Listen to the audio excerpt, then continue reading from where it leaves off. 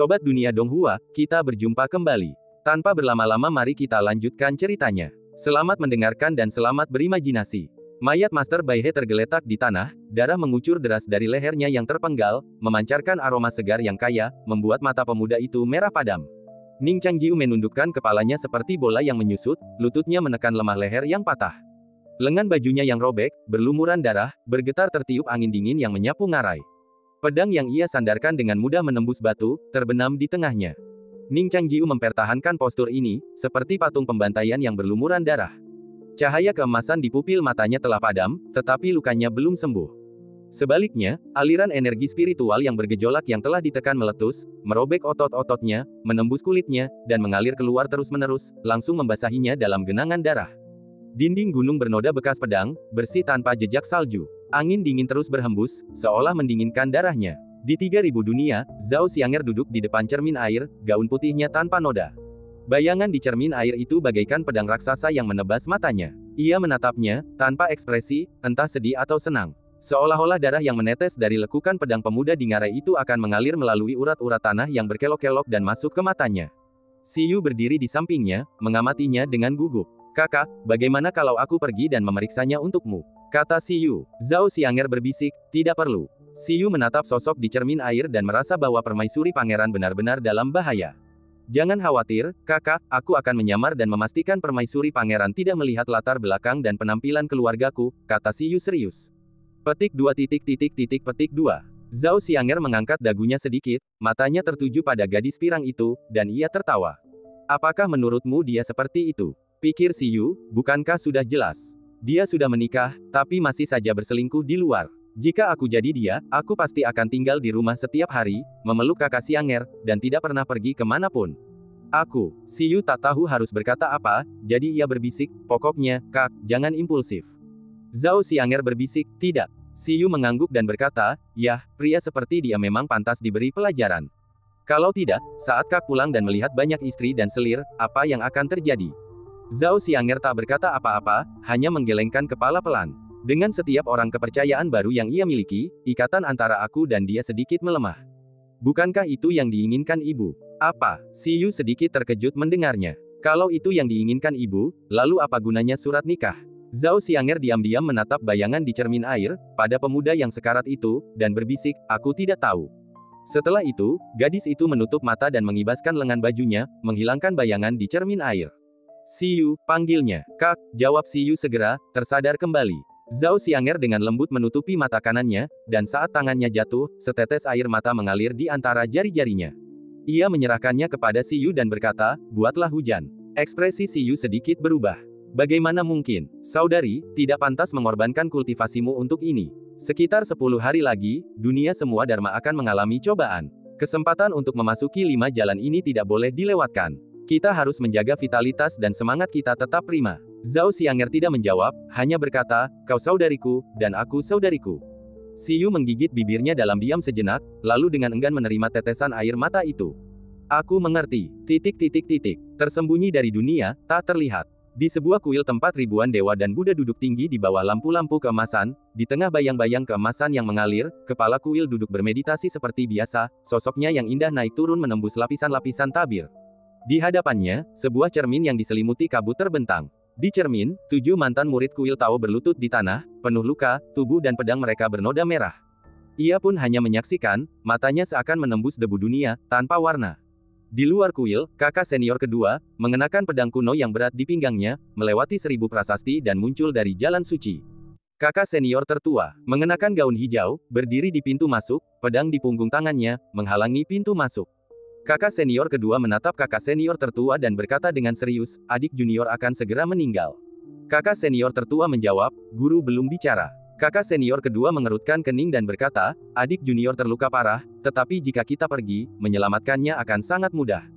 "Apa yang guru takutkan?" Kakak senior tertua berkata, "Tidak terlihat bukanlah benar-benar terpencil. Semakin banyak jejak yang kita tinggalkan di dunia fana, cepat atau lambat petunjuk ini akan mengarahkan kita ke lokasi kita." Kakak senior kedua terdiam lama, senyumnya yang biasa memudar. Ia menekan pedangnya dan bertanya dengan serius, "Apakah kondisi guru lebih buruk dari yang kita bayangkan?" Kakak senior tertua mengangguk. Kakak senior kedua bertanya lagi, "Dibandingkan 700 tahun yang lalu?" Kakak senior tertua menjawab, jauh lebih buruk. Wajah kakak senior kedua berseri-seri karena tak percaya. Bagaimana mungkin? Kakak senior tertua mendesah pelan. Ia tidak mempercayainya sampai hari itu, ketika gurunya mengatakan bahwa waktu telah dibalik. Meskipun gejolak di hatinya telah mereda, pikiran itu masih terngiang-ngiang. Ia bahkan tidak yakin di mana ia berada saat ini. Guru juga sedang berusaha mencari solusi untuk masalah ini.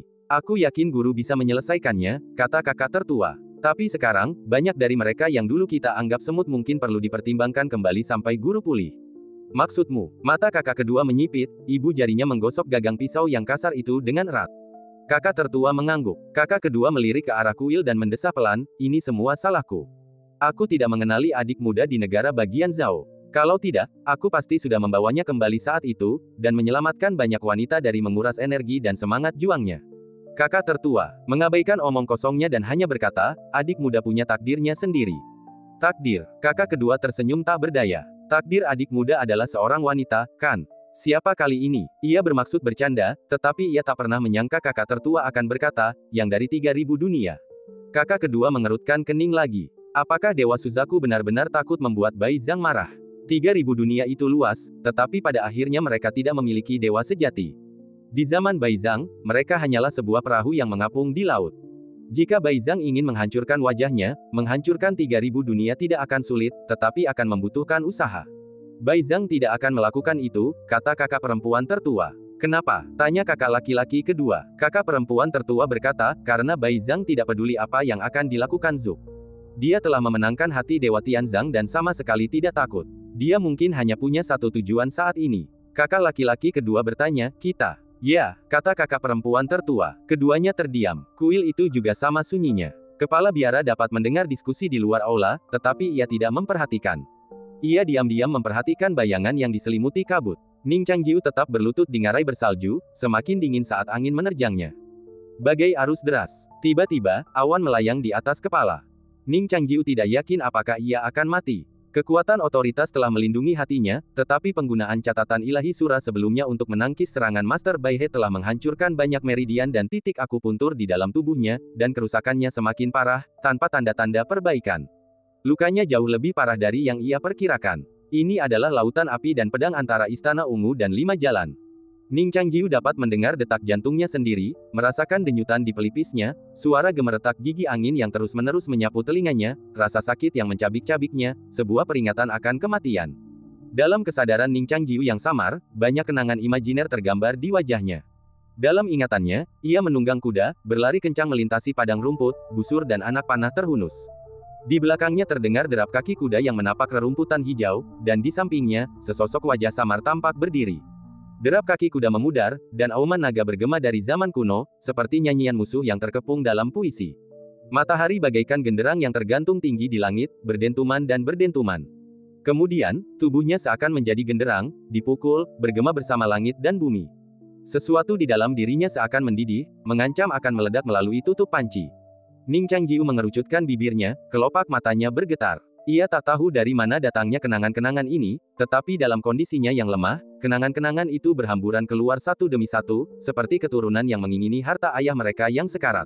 Ning Changjiu berusaha keras untuk membuka matanya. Ia pikir ia telah membukanya. Ia mendongak, dan langit bergemuruh dengan deru kuda perang yang bersiul lewat. Boom, boom, boom. Sesaat, Ning Changjiu mengira ia buta. Baru setelah tersadar, ia melihat dengan jelas, 9 matahari menggantung tinggi di atasnya. Matahari memancarkan cahaya yang menyala-nyala. Cahaya keemasan memancar ke seluruh bumi. Langit dan bumi bagaikan tungku api, dan segala sesuatu adalah bahan bakar. Ia tidak merasakan panasnya. Sebaliknya, ia samar-samar merasakan bahwa di balik sinar matahari yang tampak menyilaukan ini, tersembunyi kegelapan yang remang-remang, gelap, bagaikan abu, dan tak terlihat. Ia ingin mengusir kegelapan yang terselubung cahaya ini. Maka ia menatap matahari, secara naluriah meraba pinggangnya. Ia tak merasakan apa-apa. Matahari mulai terbenam, diiringi hiruk-pikuk burung gagak. Ia tak tahu apakah itu ilusi atau kenyataan, ia hanya tahu bahwa ia sedang sekarat. Tiba-tiba, sesuatu mengaburkan matanya, sesuatu yang ringan dan samar, seperti lengan baju wanita. Ia tak bisa melihat dengan jelas, ia juga tak tahu siapa wanita itu, tetapi ia merasa itu pasti pemandangan yang indah. Di ngarai bersalju, terdengar suara rintik hujan jatuh. Itu adalah awan dari angkasa luar, melintasi pegunungan dan lautan, tiba di atasnya, mengguyur hujan air seindah embun berwarna agar-agar. Awan itu hanya sebesar pakaiannya. Jadi, hujan ini hanya turun untuknya. Senja tiba, lalu malam. Hujan turun sepanjang malam. Fajar menyingsing dengan cahaya di cakrawala, menelan ngarai salju bagai air pasang. Ning Changjiu membuka matanya. Ia belum mati. Ia menarik dirinya kembali dari mimpi panjangnya. Tubuh Master Bai He sudah membusuk. Ia menggenggam pedang, mencabutnya dari celah tanah, menyalakan api pedang, dan membakar tubuh Master Bai He hingga menjadi abu. Ia tidak yakin bagaimana ia bisa selamat. Ia menyentuh bahunya yang telanjang, luka-lukanya masih ada, tertutup bekas luka. Namun bahunya juga bersih, darah kotornya tersapu oleh hujan, seolah-olah seseorang telah menangis di sampingnya. Ning Changjiu berdiri di sana, terdiam lama. Butuh beberapa waktu baginya untuk mengenali arah, lalu ia berjalan menuju salah satu ujung ngarai salju. Ia berjalan cukup lama, dari pagi hingga senja. Akhirnya, ia meninggalkan hutan belantara, dan derap kaki kuda samar-samar terngiang di telinganya. Di jalan pegunungan, sebuah kereta kuda datang menghampiri mereka. "Apakah kalian masih membawa penumpang?" tanya Ning Changjiu, suaranya agak serak. Sang kusir memandangi dada telanjangnya dan bekas luka mengerikan di sekujur tubuhnya, giginya bergemeletuk ketakutan, tak berani bicara. Ning Changjiu mengeluarkan sebuah batangan perak entah dari mana, menyerahkannya kepadanya, lalu dengan tenang berjalan masuk ke dalam kereta kuda. Sang kusir menyentuh batangan perak itu dan menggigitnya. Setelah beberapa saat, ia berbisik, "Tuan mau kemana?" Ning Changjiu berkata, "Kemana saja, saya hanya ingin duduk." Sang kusir berkata dengan hormat, "Saya di sini untuk menjemput seseorang, seorang kerabat, sebuah grup opera kecil, dan kami harus mengirim mereka ke ibu kota. Kami tidak bisa menunda." Ning Changjiu mengangguk dan berkata, "Silakan." Sang kusir ragu untuk berbicara. Ning Changjiu berkata, "Jangan khawatir, aku orang baik." Sang kusir berpikir dalam hati, "Kau memang bukan orang baik," tetapi ia tak berani bertanya apapun. Ia memacu kudanya dan memacu tamu asing ini maju. Ning Changjiu bersandar di kereta yang berguncang dan memejamkan mata untuk beristirahat. Sang kusir mengemudikan kereta dengan cemas. Tak lama kemudian, suara pria di kereta terdengar datar lagi, "Apakah kau punya pakaian?" Ning Changjiu mengenakan gaun biru muda. Gaun itu memang tidak pas di tubuhnya, tetapi setidaknya menutupi luka-luka di sekujur tubuhnya. Ia menyandarkan kepalanya ke dinding kayu kereta, berpikir dalam hati, seolah-olah sedang tertidur. Setelah sekian lama, ia bergumam dan membuka matanya, "Tuan, siapakah Anda?" Ketika ia membuka matanya, ia mendapati ada 3 orang lagi yang duduk di kereta. Ketiganya adalah orang biasa, seorang pria tua dan 2 anak kecil. Mereka begitu biasa sehingga indera spiritualnya tidak mengingatkannya bahwa seseorang akan datang. Pria tua itu sedang menarik sebuah kotak, dan anak laki-laki serta perempuan itu berusia sekitar 11 atau 12 tahun. Mereka bersembunyi di tangan kiri dan kanan pria tua itu, menatap Ning Changjiu dengan ketakutan. Ning Changjiu berinisiatif berbicara, mengobrol seperti orang biasa, dan bertanya, "Apakah kamu akan menyanyi opera?" Pria tua itu mendengar kata-katanya yang lembut dan menjadi kurang waspada. Ia mengangguk dan berkata, "Grup opera di kota ini kekurangan staf. Saya sudah lama mengenal mereka, jadi saya membawa 2 murid untuk membantu dan melatih mereka." Ning Changjiu mengangguk dan berkata sambil tersenyum, "Kedua muridmu berbakat." Suasana hati lelaki tua itu jauh lebih cerah setelah mendengar ini, dan kesannya terhadap pria yang muncul di kereta pun berubah. "Apakah Anda seorang sarjana?" tanya lelaki tua itu. Ning Changjiu menggelengkan kepalanya sedikit, berkata, "Saya belum membaca buku-buku bijak yang serius." Lelaki tua itu mengerutkan kening melihat luka di lehernya. Ning Changjiu tersenyum dan berkata, "Saya bertemu seekor harimau di pegunungan dan bertarung dengannya. Saya hampir mati." "Harimau?" Mata anak laki-laki itu berbinar. "Seberapa besar harimau itu?" "Saudaraku, apakah Anda seorang ksatria?" Ning Changjiu berkata, "Membunuh harimau tidak menjadikanmu seorang ksatria. Pemburu juga bisa membunuh harimau." Anak laki-laki itu berkata dengan serius, "Kalau begitu, pemburu juga seorang ksatria." Ning Changjiu tersenyum tanpa berkata apa-apa. Gadis kecil itu tiba-tiba terbatuk. Ia terdiam sampai saat itu, seolah-olah ia tidak ingin membuat pemuda itu khawatir, dan telah menahan rasa gatal di tenggorokannya. Sekarang, ia terbatuk dalam satu tarikan napas, membungkuk, wajahnya berkerut kesakitan. Lelaki tua itu menatapnya dan mendesah. Anak laki-laki itu segera menghiburnya, "Jangan khawatir, kakek akan membawamu ke dokter yang handal saat kita sampai di kota. Batuk ini bukan penyakit serius dan pasti bisa disembuhkan." Gadis kecil itu mendengus keras dan batuk lagi. Ning Changjiu melirik gadis kecil itu dan bertanya, "Apa yang akan kau pentaskan di ibu kota?" Pria tua itu menjawab, "Membuat drama akhir-akhir ini tidak mudah. Kami mementaskan apa yang orang-orang suka tonton. Baru-baru ini, sebuah kelompok baru telah memulai sebuah drama, yang menceritakan kisah seorang ksatria muda paling populer." "Ksatria muda?" tanya Ning Changjiu. Pria tua itu tersenyum dan berkata, "Ya, dia yang bernama Zhang Jiu. Kisah dan asal-usulnya sekarang beredar di jalanan. Banyak kelompok telah menyiapkan panggung untuk pertunjukan. Kami lambat dalam menulis naskah, jadi kami harus bergegas berlatih, kalau tidak, akan sulit menghasilkan uang setelah gelombang antusiasme ini berakhir. Petik 2. Zhang Jiu. Ning Changjiu merenung sejenak, menggelengkan kepalanya, dan berkata, aku belum banyak mendengar tentangnya. Aku tidak tahu perbuatan apa yang telah dia lakukan. Aduh, bagaimana mungkin kami para orang tua tahu tentang murid-murid dari orang-orang abadi yang begitu terkenal. Mereka hanya menulis tentang tongkat bahu emas kaisar dan bakpao putih selir kekaisaran untuk membahagiakan orang tua kami dan mendapatkan sedikit uang untuk bertahan hidup.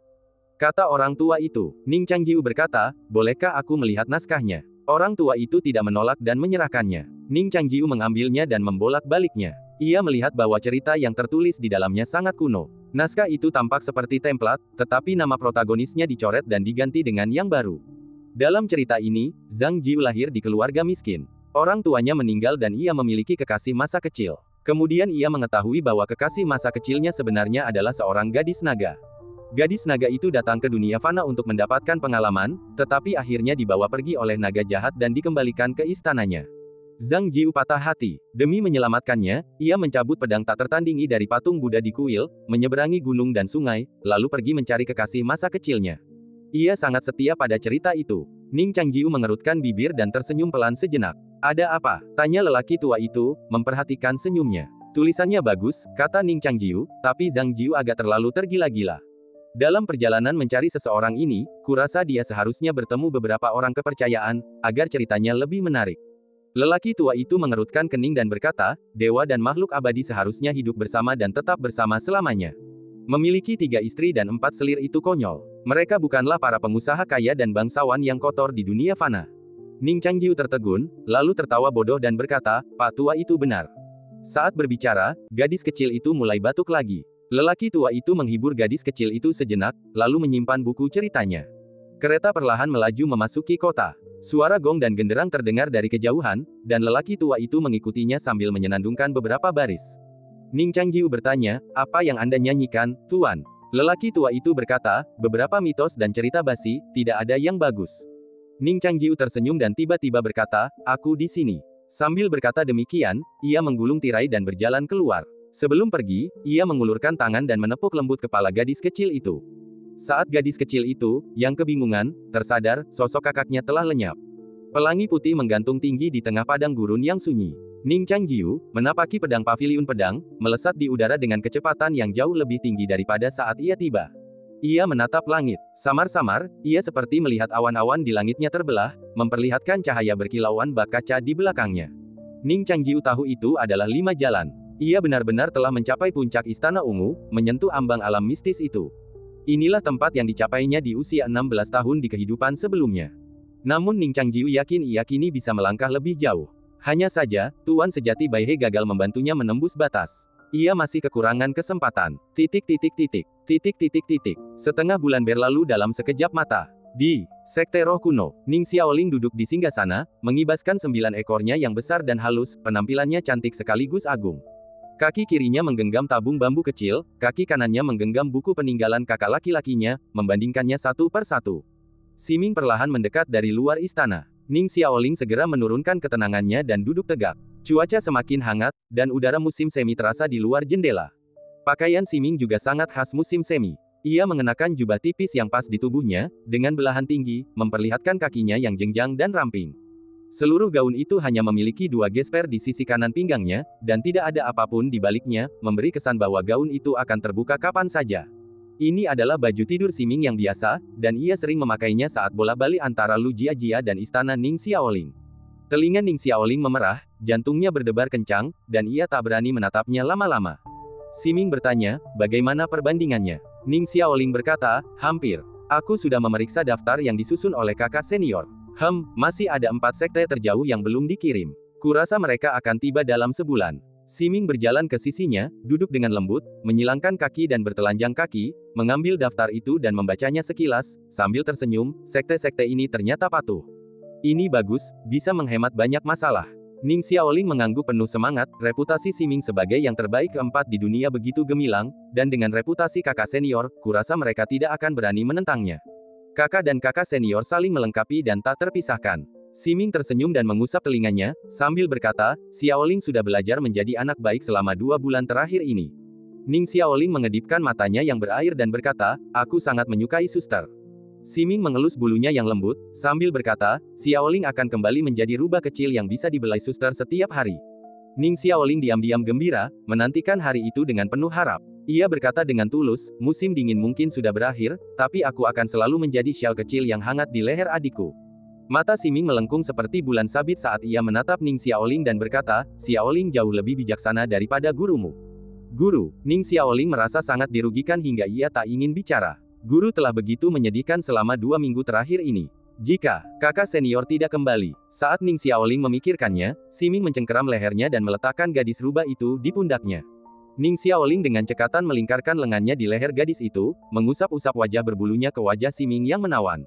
Kemudian, ia mengulurkan cakarnya dan meletakkannya di bahu Siming yang halus, memijatnya dengan kekuatan yang pas. Siming menikmati perasaan itu. Mereka berjalan-jalan ke halaman. Di dalam, Lu Jiajia sedang berlatih pedang di tengah bunga pir yang sedang mekar. Pakaiannya masih seputih salju, wajahnya begitu cantik mempesona. Energi spiritualnya tetap tenang, cahaya pedang berkelap-kelip, dan di dinding merah muda yang dipenuhi bunga pir, sosok Lu Jiajia yang anggun dan elegan terus bergerak, anggun dan elegan, seolah siap diterbangkan angin kapan saja, penuh dengan aura peri. Siming memperhatikan, ekspresinya juga sedikit bingung. Lu Jiajia menghentikan permainan pedangnya dan berhenti sejenak untuk menatap Siming. Ia berkata dengan sedikit malu, selamat pagi, Suster Sueci. Siming mengangguk lembut, ilmu pedang Suster Jiajia semakin indah. Kurasa hanya masalah waktu sebelum dia mencapai tingkat kelima. Lu Jiajia berkata, saudari, kau terlalu baik. Aku masih banyak kekurangan. Siming tersenyum, saudari, tak perlu terlalu rendah hati. Lu Jiajia menatap rubah kecil di bahunya, menggigit bibir, matanya melirik ke sana kemari. Ia berbisik, akhir-akhir ini aku terburu-buru. Aku belum membersihkan kamarku. Aku sudah berlatih pedang. Aku akan membersihkan kamar dulu. Siming bertanya, untuk apa kau membersihkannya? Apa kau pikir suamimu yang jahat akan kembali, jadi kau membersihkan tempat tidur untuknya? Pipi Lu Jiajia sedikit memerah. Ia memelototi Siming dan berkata, kakak, omong kosong apa yang kau bicarakan? Setelah itu, ia berbalik dan pergi dengan kesal. Jangan pergi. Siming menariknya. Alih-alih meraih tangannya, ia malah meraih sesuatu di balik roknya, ekor yang tersembunyi di balik gaun putih saljunya. Ning Xiaoling menutupi matanya dengan cakarnya, menandakan ia tidak melihat apa-apa. Tubuh Lu Jiajia sedikit gemetar. Ia berhenti sejenak, berbalik, menatap mata Siming yang sedingin es dan indah, lalu berkata, Kak Sueci, ada yang lain. Siming menjepit ekor Sueci dan menariknya. Lalu, melihat wajah Lu Jiajia yang tak berubah, ia mendengus dingin, membosankan. Kira-kira untuk apa pemilik toko ini memakai benda ini? Lu Jiajia berpikir sejenak dan berkata, mungkin cuma lucu. Lucu, Siming berkata dengan tenang, lalu kenapa aku tidak memelihara rubah sungguhan? Ning Xiaoling mendengarkan percakapan mereka dan terkejut. Lucu apa, Tuan, hal semacam itu? Lu Jiajia memelototinya, entah sengaja atau tidak, dan Ning Xiaoling pun diam dengan patuh. Apa? Siming tak kuasa menahan diri untuk bertanya, melihat adiknya ragu untuk bicara. Telinga rubah Ning Xiaoling terangkat, dan ia mengganti topik pembicaraan, berkata, kenapa memelihara rubah sungguhan? Apa kau sudah tidak mencintaiku lagi, Kak? Siming memandangi telinganya yang lembut dan bergerak-gerak, menariknya, dan dengan sentuhan lembut hatinya, ia berkata, kalau aku tidak mencintaimu, kenapa aku harus berakting denganmu begitu lama? Ning Xiaoling tersenyum manis, menempelkan pipinya ke leher Siming. Siming tersenyum tipis, puas. Saat Ning Xiaoling menyenggolnya, ia langsung mengedipkan mata pada Lu Jiajia. Lu Jiajia mengerti, dengan lembut menarik diri dari tangan Siming, dan berkata, aku akan membereskan rumah dulu. Siming tidak memaksa. Lu Jiajia kembali ke rumah, menutup pintu, melirik kalender di dinding, dan mendesah. Bukankah kau bilang kau meninggalkan peringkat surgawi 2 minggu yang lalu? Kenapa dia belum kembali begitu lama? Tidak, setidaknya butuh sebulan bagi seseorang dari peringkat surgawi untuk kembali. Aku hanya merasa cemas. Lu Jiajia dengan lembut menjernihkan pikirannya, mengintip melalui celah pintu untuk memastikan Siming tidak mengikutinya. Ia perlahan berjalan kembali ke dalam. Spray di kamar sudah tertata rapi, set teh di atas meja dibalik, bersih dan rapi, semuanya tertata rapi. Di ruangan yang remang-remang, Lu Jiajia perlahan duduk di meja. Ia menyalakan tungku tembaga dan menyetrikanya dengan lembut menggunakan tangannya untuk mengusir hawa dingin musim semi. Wanita itu menatap lurus ke depan, melewati jendela berjeruji, dan ke halaman di luar jendela. Di halaman, bunga plum yang bermekaran digantikan oleh bunga pir, memenuhi seluruh halaman dengan aroma harum. Lu Jiajia terus berlatih. Siang dan malam, ia tiba-tiba merasa seperti kembali ke masa-masa ketika ia membangun gubuk di tepi jurang, dan setiap hari latihannya penuh dengan motivasi. Di ruangan yang remang-remang, ribuan teknik pedang mengalir deras di sekujur tubuhnya, bagaikan mata air pegunungan yang mengalir. Wajah Lu Jiajia tenang, dan ia memasuki kondisi tanpa pamrih. Bayangan menghilang, dan ruangan diterangi dengan terang. Bayangan yang dibentuk oleh jendela berjeruji berubah dari miring menjadi lurus, lalu bergeser ke sisi lain. Cahaya pun berubah dari redup menjadi terang, dan akhirnya berubah menjadi jingga samar, seperti dedaunan maple yang menumpuk di luar jendela di akhir musim gugur. Malam perlahan memudar. Lu Jiajia mengembuskan napas pelan, dan bayangan pedang tembus pandang di ruangan itu terbang kembali, jatuh ke kemeja, lengan baju, kerah, dan rambutnya. Tiba-tiba terdengar ketukan di pintu. Itu suara Siming. Lu Jiajia sedikit gugup tanpa alasan dan berkata, "Saudari Sueci, masuklah." Siming mendorong pintu hingga terbuka dan masuk, memegang kotak kayu merah berpernis di tangannya. Kotak merah itu memancarkan aroma kue kering. Bunga pir di luar jendela sudah layu, dan aromanya terasa semakin harum. Siming meletakkan kotak kue kering di atas meja, mengulurkan tangan dan membuka tutup kayunya, dan kabut putih menyembur keluar. Simaming berkata, "Kau berlatih seharian, berpikir kau peri dan bisa hidup tanpa makanan." Dia bisa saja hidup tanpa makanan. Lu Jiajia berpikir dalam hati, kaulah yang tidak makan apapun di kota alam rusak, tapi kau makan tanpa henti di sini. Lu Jiajia tak berani bicara, hanya tersenyum tipis dan berkata, "Terima kasih atas perhatianmu, Kak." Mereka duduk berhadapan, dan tangannya yang halus meraih ke dalam kotak, dengan lembut mengambil kue, dan menempelkannya ke bibir lembutnya. Setelah menghabiskan kue-kuenya, suasana hati Siming membaik. Ia meregangkan badan dengan malas, tatapan dinginnya tertuju pada Lu Jiajia. "Apa kau sudah terbiasa?" Jantung Lu Jiajia berdebar kencang, dan ia langsung pura-pura bodoh, berkata, "Meskipun kue-kue di sini tidak semanis yang sebelumnya, aku sudah terbiasa." Siming bertanya, "Berpura-pura bodoh?" Lu Jiajia mengerucutkan bibirnya dan ragu-ragu berkata, "Ekornya juga cukup lucu." Siming mendengus pelan, lalu berkata, "Toko ini membuat ekor rubah begitu realistis. Apa itu benar-benar hanya hiasan? Kalau tidak praktis, kenapa banyak yang membelinya?" Lu Jiajia menjernihkan pikirannya dan berkata dengan percaya diri, "Tentu saja, ekor rubah memanjang dari tulang ekor. Kita manusia tidak bisa melakukan itu, jadi tentu saja aku hanya bisa mengikatkannya di ikat pinggangku sebagai liontin." Siming menyipitkan mata, menatapnya ragu. Lu Jiajia tetap tenang dan bertanya, "Bagaimana lagi aku bisa menaruhnya?" Siming berpikir dengan hati-hati. Selain menggantungkannya di pinggang, sepertinya tidak ada tempat lain untuk menggantung ekor rubah itu. Oh, betapa membosankannya. Ia mengulurkan tangan dan menutup kotak kue, melirik pedang yang ia letakkan di seberang meja. Tiba-tiba, ia bertanya, "Apakah kau punya pedang sebelumnya?" Lu Jiajia mengangguk. "Ya, namanya Minglan. Kemudian, suamiku menyeretku ke jurang, dan aku tidak memilikinya lagi sejak itu." Siming tersenyum dan berkata, "Jadi pedang itu bernama Minglan." Lu Jiajia sedikit terkejut dan bertanya, "Ada apa?" Siming menjawab, "Pedang itu sudah menjadi pecahan logam ketika aku melihatnya, tapi aku tetap mematahkannya." Siming tahu bahwa Ning Changjiu adalah musuh, dan ia terkesan sekaligus geram dengan kemampuan Ning Changjiu untuk memicu pemberontakan, tanpa pertumpahan darah. "Adikku yang mematahkan pedang Minglan." Lu Jiajia berpura-pura terkejut. Siming mengangguk pelan. Lu Jiajia berkata, "Pedang itu tidak melukaiku, kan?" Siming mengulurkan tangan dan menyodok dahinya, lalu tertawa marah, "Kenapa kau berpura-pura? Apa kau benar-benar berpikir aku bodoh?"